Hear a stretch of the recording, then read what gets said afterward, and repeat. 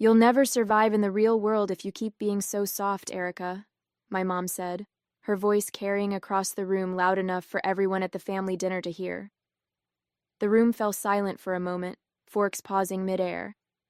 Then came the awkward murmurs and forced laughter from relatives trying to smooth over the tension. I clenched my jaw, staring down at my plate. "I'm doing just fine, Mom," I said, keeping my tone as neutral as possible. "Fine isn't enough," she replied, waving her wineglass dismissively. "You're too timid, too cautious. You need to be ambitious if you want to succeed." The words stung, but they weren't new. My mother had spent my entire life underestimating me, framing my quiet determination as weakness and my careful planning as a lack of drive. It was like she had a script she couldn't deviate from, and no amount of progress I made ever seemed to rewrite it. My name is Erica, and I'm 32 years old. I've always been the quiet one in the family, the person who avoided conflict and stayed in the background. Growing up, my mother, Helen, made it clear she didn't think much of that. Helen is the definition of a self-made woman, bold, assertive, and unapologetically ambitious. She built her business, a small chain of bakeries, from the ground up, and took pride in her no-nonsense approach to life. But her success came with a cost. She had no patience for subtlety, no time for softness, and no interest in seeing value in a path that didn't mirror her own. As a kid, I tried to win her approval by mimicking her drive. I joined clubs, took on leadership roles, and tried to be as bold as she wanted me to be. But it never felt authentic, and it was never enough.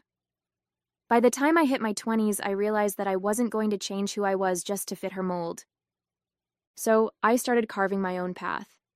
I worked hard, quietly and steadily, learning everything I could about business.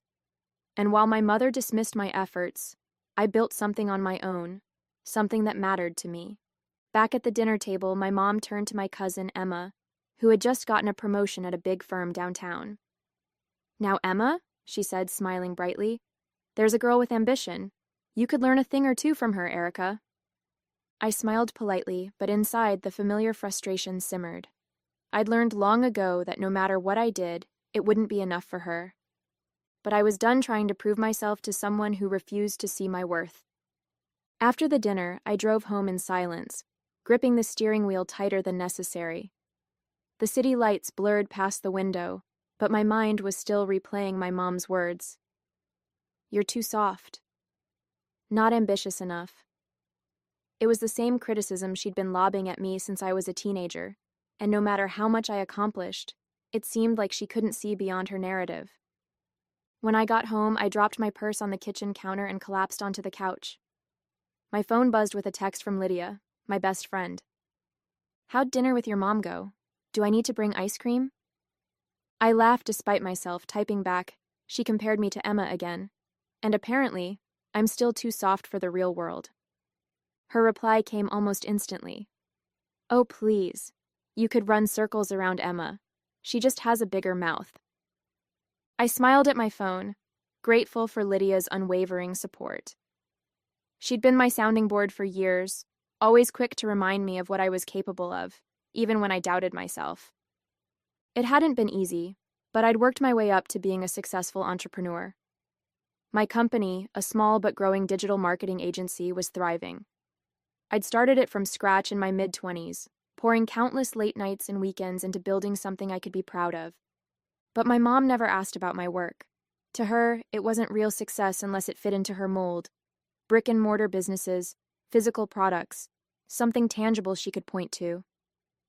I didn't need her validation, I told myself over and over.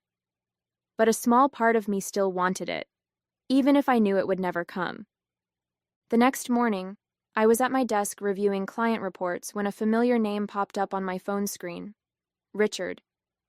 He'd been one of my mom's most loyal employees for years, a steady presence in her bakery chain since I was a kid. "Richard," I answered, surprised. "What's going on?" His voice was calm but serious. "Erica, I thought you should know. Your mom's business is struggling. The past year's been hard and we've had to close a few locations. She hasn't told the family yet, but I didn't want you to be blindsided." I felt a pang of concern. Despite everything, I didn't want to see her fail. "Thanks for letting me know," I said.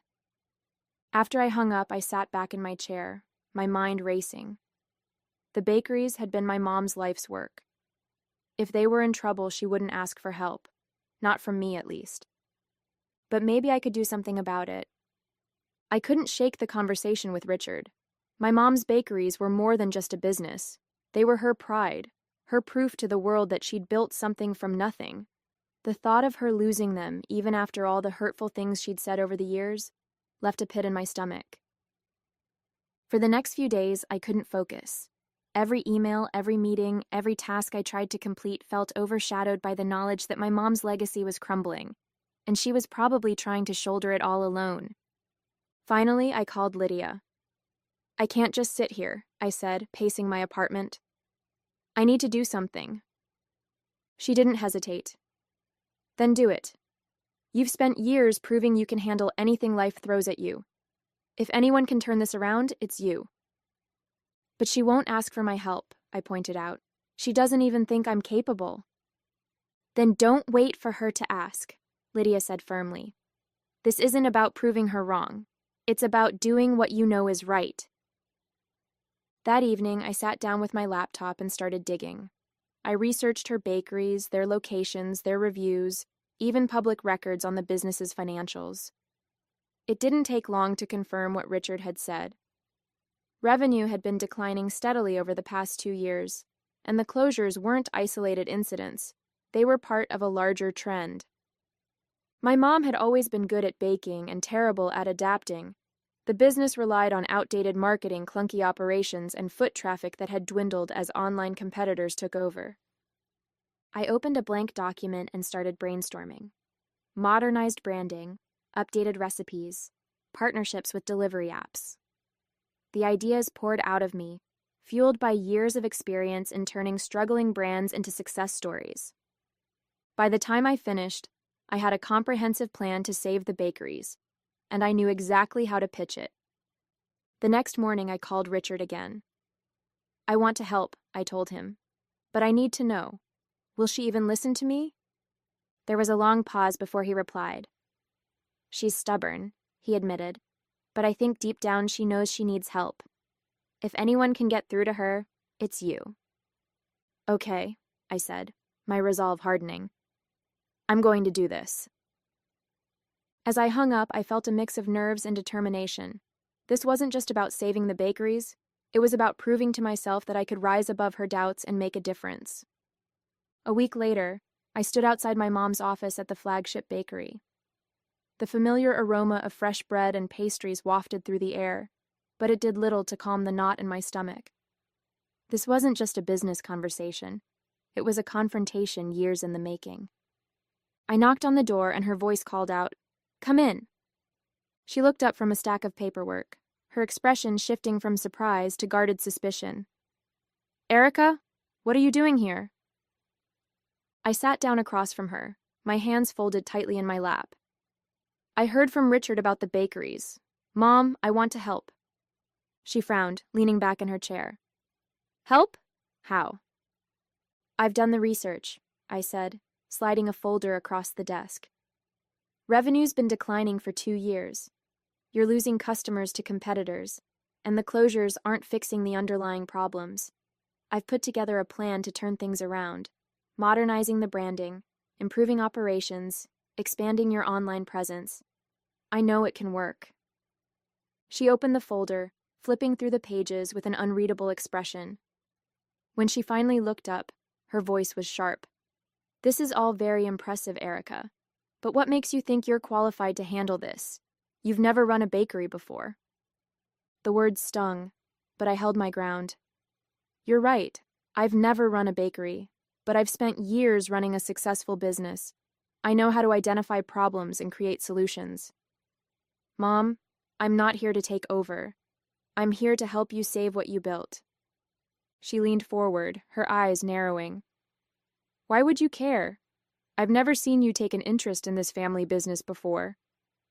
"Because it matters to you," I said simply. "And whether you believe it or not, I care about you."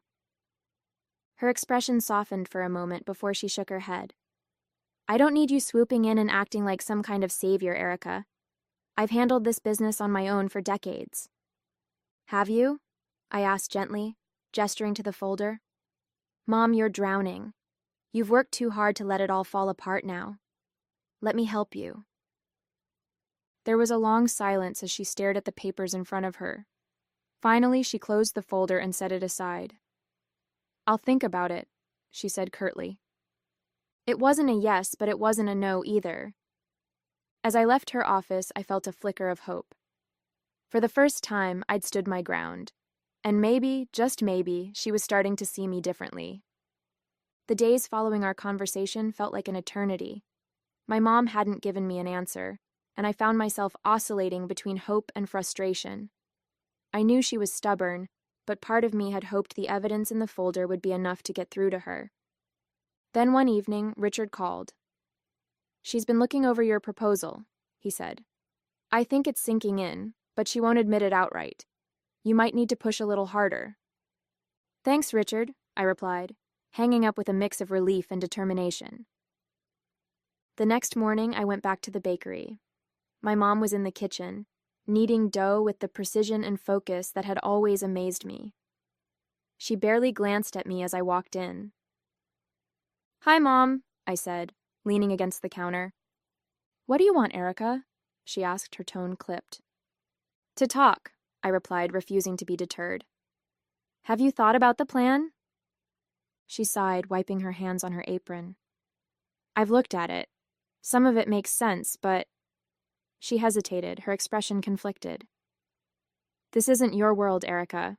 You don't understand what it takes to run a bakery. Maybe not, I admitted. But I understand what it takes to run a business. And I know you're in over your head. Her eyes narrowed. I've managed just fine for years without your help. Have you, though? I asked gently. Mom, you're losing customers, closing stores, and struggling to keep up with the competition. This isn't about pride. It's about survival. For a moment, I thought she was going to snap at me, but instead, she sank into a chair at the corner of the kitchen. Do you know how hard it is for me to admit that you might be right? She asked, her voice softer than I'd ever heard it. Her words caught me off guard, but I kept my tone steady. I'm not here to say, I told you so. I'm here because I believe in what you've built, and I want to help you save it. She looked up at me, her eyes glistening with something I couldn't quite place. You really think this plan of yours can work? I know it can, I said firmly. She didn't answer right away, but when she finally nodded, I felt a wave of relief. It wasn't an enthusiastic agreement, but it was a step in the right direction. Okay, she said quietly. Let's try it your way. As I left the bakery, I felt both exhausted and exhilarated. The real work was about to begin, but for the first time, I felt like my mom was starting to see me for who I truly was. With her hesitant approval, I dove headfirst into the plan. The first step was to assess the damage more thoroughly. I spent hours combing through her financial records, inventory logs, and customer feedback. It was worse than I thought. Several locations were on the verge of closing, and the flagship bakery was barely breaking even. When I presented my findings to my mom, she was visibly uncomfortable. I didn't realize things had gotten this bad, she admitted, her voice tinged with both frustration and defeat. This isn't about blame, I said, softening my tone. It's about moving forward. We can fix this, but it's going to take work. She nodded reluctantly, and I took it as a sign to push ahead. Over the next few weeks, I threw myself into the project. I worked alongside Richard and the remaining staff to modernize operations. We revamped the menu, updated the branding, and set up partnerships with local delivery services. At first, my mom hovered over every decision, questioning my methods and second-guessing my choices. Are you sure this is going to work? She asked one morning as I updated the bakery's website to include online ordering. Mom, trust me, I said, trying to keep the impatience out of my voice. People want convenience. If we don't adapt, we'll lose even more customers. She crossed her arms but said nothing, watching silently as I finalized the updates. Despite the tension, there were small moments of progress. One afternoon, as I worked on creating a social media campaign, she brought me a cup of coffee. "I didn't realize you were so good at this stuff," she said awkwardly. I smiled, taking the coffee. "Thanks, it's what I've been doing for years." She nodded, her gaze lingering on the screen. "Maybe I should have paid more attention." Her words were quiet, almost like an afterthought, but they hit me hard. For so long, I'd wanted her acknowledgement, and this was the closest I'd ever come to getting it. As the weeks went on, the changes started to show results.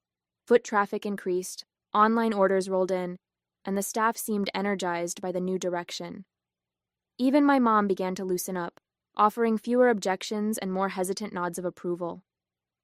One evening, as we closed up the flagship bakery, she looked around the bustling space and said, "I didn't think we'd ever see this place busy again." "We're just getting started," I replied, feeling a spark of pride. For the first time, it felt like we were truly working together, and maybe even starting to understand each other. The turnaround wasn't easy, but it was happening. By the end of the first month, the flagship bakery was finally profitable again. Customers who hadn't visited in years were coming back, drawn in by our revamped branding and the buzz created by our social media campaign. Online orders grew steadily, and even the staff seemed revitalized, embracing the changes with enthusiasm. But not everything was smooth sailing. My mom still had moments of resistance. One afternoon, while we were reviewing the performance metrics, she frowned at a chart showing the spike in delivery orders. "I just don't understand why people can't come into the store anymore," she said, her tone tinged with frustration. "The whole point of a bakery is the experience." I took a deep breath. "Mom, it's not about replacing the in-store experience. It's about giving people options. Some of these customers might never have come in otherwise." She crossed her arms, clearly unconvinced, but instead of arguing, I opened the comments section of our new Instagram page. "Look at this," I said, scrolling through the feedback. "People are loving the delivery option. It's brought in a whole new audience." She leaned over, squinting at the screen. One comment read, "So glad I can get my favorite croissants delivered. Haven't been able to visit in years, but now I can enjoy them at home." Her expression softened and she gave a small nod.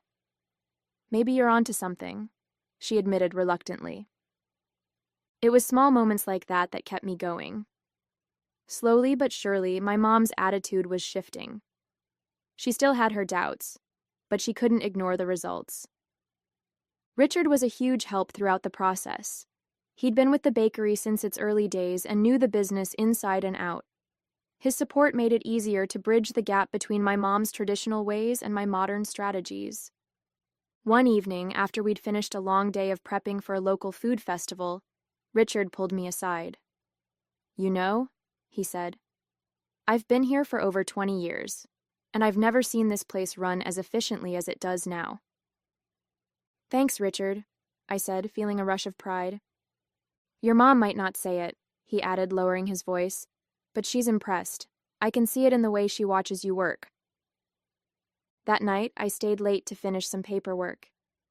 As I locked up, I found myself looking around the bakery with a sense of accomplishment. This place had always been my mom's domain, a symbol of her grit and determination. But now it felt like something more, a partnership, a shared effort to keep her legacy alive while paving the way for something new. For the first time in years, I felt like we were on the same team, and that was worth more than any metric or sales report. The local food festival was our biggest test yet. We'd worked tirelessly to prepare, rolling out a limited-time menu, setting up a sleek booth with our updated branding, and promoting the event heavily on social media. It was a chance to show the community how far the bakery had come, and to prove that we could compete with modern, trendier businesses. The day of the festival, the energy was electric. Crowds milled about, sampling food and chatting with vendors. Our booth, adorned with fresh flowers and colorful signage, drew a steady stream of customers. I was in the middle of handing out samples when I saw my mom standing to the side, watching the bustling crowd. She looked almost out of place in the chaos, her usual stoic expressions softened by what I could only describe as awe. "Mom," I called, waving her over. "Come check this out." She hesitated before stepping behind the booth, her eyes scanning the line of customers. "It's busy," she said, her tone a mix of surprise and pride. "Busy is good," I replied with a grin. As the day went on, my mom started pitching in, answering questions, chatting with customers, and even cracking a few smiles. I caught her explaining the origins of one of her signature recipes to a group of food bloggers who had stopped by, and for the first time, she seemed fully in her element. By the time the festival wound down, our booth had completely sold out. I collapsed onto a nearby bench, exhausted but exhilarated. My mom joined me, holding 2 cups of lemonade. "You did good today, Erica," she said, handing me a cup.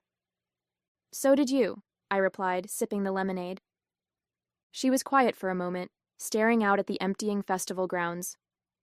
"I have to admit, I wasn't sure about all of this at first," she said finally. "The branding, the delivery, the social media, it all felt so different from what I built. But seeing it today, seeing how people responded, I get it now." No. Her words caught me off guard, and I turned to look at her. "You really mean that?" She nodded, her expression sincere. "I do. I may not always say it, but I'm proud of you, Erica. You've done something I couldn't. You've taken what I started and made it better." Her acknowledgement was a moment I'd waited for my whole life. It wasn't flashy or dramatic, but it felt genuine, and that was enough. That evening, as we packed up the booth and loaded the supplies into the van, I felt a sense of closure I hadn't realized I needed. The bakery wasn't just my mom's legacy anymore, it was ours. The week after the food festival felt like a turning point, not just for the bakery, but for my relationship with my mom. For the first time in years, we weren't at odds. She started consulting me about decisions, asking for my input on everything from new recipes to staffing schedules. One afternoon, as we sat in her office reviewing next month's budget, she leaned back in her chair and said, "You know, I always thought you didn't have the ambition for this kind of work. I guess I was wrong." Her words took me by surprise. "Mom, I've always been ambitious," I said carefully. "Just not in the way you expected." She nodded, her expression thoughtful. "I see that now. You've done things I never could. Things I wouldn't have even thought to try." There was no fanfare, no grand apology, but in her own way she was acknowledging my worth. It was enough. With the bakery on stable footing, I started to focus on my own goals again. The success of our work had boosted my confidence, reminding me of the skills and determination I'd cultivated over the years. One evening, I pulled out my laptop and began drafting a new business plan, not for the bakery, but for an entirely new venture. The experience had reignited my passion for creating something of my own, and I felt ready to take the next step. Lydia was thrilled when I told her about it. "I knew this whole thing would light a fire under you," she said, practically bouncing in her seat. "So, what's the big idea?" I grinned, showing her my initial sketches and notes. "It's still early, but I'm thinking about a consulting service for small businesses, helping people like my mom modernize their operations." "Genius," she said, raising her coffee cup in a mock toast. "Here's to Erica 2.0, conquering the world one business at a time." Despite the excitement of planning my next venture, I made sure to stay involved with the bakery. It wasn't just about the business anymore. It was about the connection I'd rebuilt with my mom. One afternoon, as we worked together on inventory, she said, "You know, I always wanted the bakery to be something the family could be proud of. I think we've done that." "We have," I agreed, feeling a warmth I hadn't associated with her words in a long time. For the first time, I wasn't trying to prove anything to her. I was just proud of what we'd accomplished together. A month later, I stood outside the bakery, watching the morning rush unfold. The once quiet storefront was now bustling with activity, customers lining up for coffee and pastries, and delivery drivers picking up orders to go. It felt surreal to see it thriving again, not just as a business, but as a reflection of everything my mom and I had worked through together. My mom stepped outside to join me, carrying 2 cups of coffee. She handed me one and gestured toward the line of customers. "I still can't believe it sometimes," she admitted. "All of this, it feels like a second chance." I smiled, taking a sip of the coffee. "It is a second chance. For the bakery and for us." She nodded, her expression uncharacteristically soft. "You know, I wasn't always fair to you, Erica. I thought I was pushing you to be stronger, but looking back, I see that I was just projecting my own fears onto you." Her words caught me off guard. My mom wasn't one to admit fault easily, and hearing her acknowledge the impact of her actions was more meaningful than I'd expected. "You don't have to explain," I said gently. "I get it now. You wanted the best for me, even if it didn't always come out the right way." That evening, as I sat at my desk working on the business plan for my consulting venture, I felt a sense of clarity I hadn't experienced in years. The bakery's success had taught me so much, not just about business, but about resilience, relationships, and the power of believing in myself. I glanced at my phone and saw a message from Lydia. "So, when's the big consulting launch? I'm ready to be your first client." I laughed, typing back, "Soon. You'll be the first to know." As I closed my laptop, I felt a deep sense of satisfaction. The bakery was thriving, my relationship with my mom had transformed, and I was finally stepping into a future that felt entirely my own. A week later, my mom surprised me with a small celebration at the bakery. She'd invited the staff, Richard, and even a few loyal customers. As we toasted to the success of the business, she raised her glass and said, "To Erica, the one who brought us back to life." The applause and cheers filled the room, but it was the look of genuine pride on my mom's face that stayed with me. This wasn't just her bakery anymore, it was ours. And while the journey had been anything but easy, it had brought us closer than I ever thought possible. As I left the celebration that evening, I couldn't help but smile. The future felt wide open, and for the first time I was excited to see where it would take me.